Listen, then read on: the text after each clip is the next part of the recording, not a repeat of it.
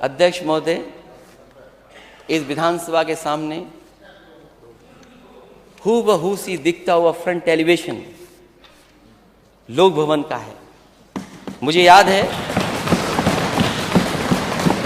उस समय जो माननीय गवर्नर थे, उन्होंने कहा कि इस तरह के नाम एनेक्सीज या सचिवालय या उस तरह के नाम, वो दूसरे तरह के नाम है, कोई दूसरा नाम रखा जाए। मुझे खुशी इस बात की कि देश के सबसे बड़े कवि आदरणीय उदय प्रताप सिंह जी से मैंने नाम पूछा, उन्होंने लोक भवन बताया और लोक भवन नाम उसका रखा गया, वो जो सामने जहां मुख्यमंत्री जी बैठे। अध्यक्ष महोदय, मैंने कभी नहीं पूछा और न मैंने जानना चाहा, क्योंकि उस स्थान पे तो जनता बैठाती है। वो बिल्डिंग कैसी बनी है, जो उस हॉल में आता होगा, और ये मुख्यमंत्री के लिए है, कोई मेरे लिए नहीं है ना किसी और के लिए, जो मुख्यमंत्री बनेगा उसके लिए है वो, कि अगर मुख्यमंत्री ऑडिटोरियम में कार्यक्रम करना चाहे तो वो कार्यक्रम कर सकता है। ऑडिटोरियम में कोई प्रेजेंटेशन करना चाहे, देखना चाहे, वो कर सकता है। आपके पास दूसरी जगह नहीं थी कि अगर आप शोकेस करें कोई बड़ा इवेंट, आपको वैसा ऑडिटोरियम सरकार का मिल जाए। उसके बराबर का अगर कोई ऑडिटोरियम है तो बाबा साहब भीमराव अम्बेडकर के नाम पर लोहिया यूनिवर्सिटी में बनाया, वो भी नेताजी ने बनवाया था।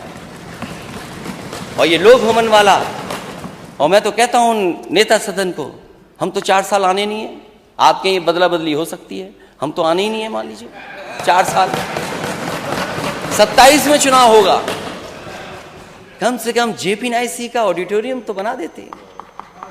जैसे और जगह आपने अपनी पट्टियां लगा ली है, नाम लिखवा लिया है, उसमें भी नाम लिखा लो, क्योंकि वो ऑडिटोरियम अगर बनकर के तैयार हो जाता समय से, तो मैं दावा कर सकता हूं अध्यक्ष महोदय, वो विज्ञान भवन से ज्यादा अच्छा टेक्नोलॉजी वाइज या ऑडिटोरियम आपके उत्तर प्रदेश के पास होता।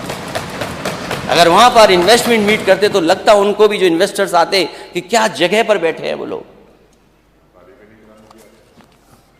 और मुझे याद है बनारस में एक रुद्राक्ष ऑडिटोरियम का उद्घाटन हुआ था, वो 1200 कैपेसिटी का है, उसका न जाने कितना प्रचार किया गया। ये जो JPNIC का ऑडिटोरियम है, उसमें गाड़ी पार्किंग 1200 है, तो समझ लीजिए ऑडिटोरियम कितना बड़ा होगा। अगर हम धार्मिक परंपराएं मानते हैं और रीति रिवाज को मानते हैं, तो ये समय नहीं है उन बातों को कहने का भी अध्यक्ष महोदय, कि उन रीति रिवाजों के बारे में मैं नेता सदन से पूछूं, क्योंकि वो परंपरा भी नहीं रही हैं।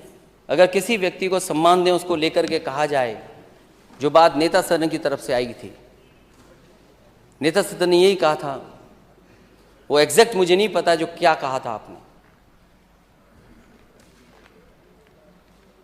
इस तरह के विचार on the floor of house नहीं आने चाहिए,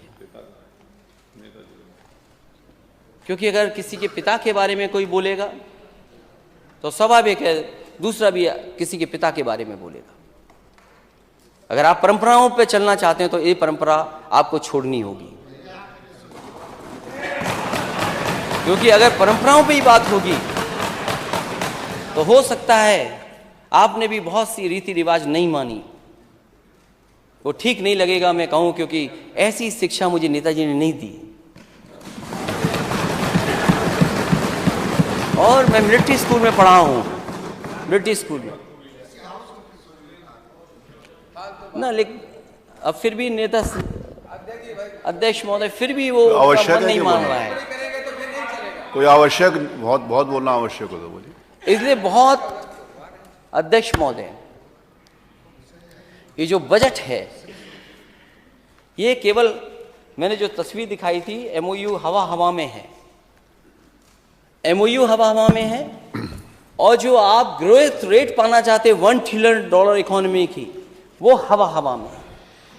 6 साल जिसने ऐसे ही काट दिए हों, वो 4 साल में कैसे हमारे उत्तर प्रदेश की $1 ट्रिलियन इकोनॉमी ले पाएगी। और इस बजट ने पूरे उत्तर प्रदेश के किसान और खासकर नौजवानों को निराश किया है।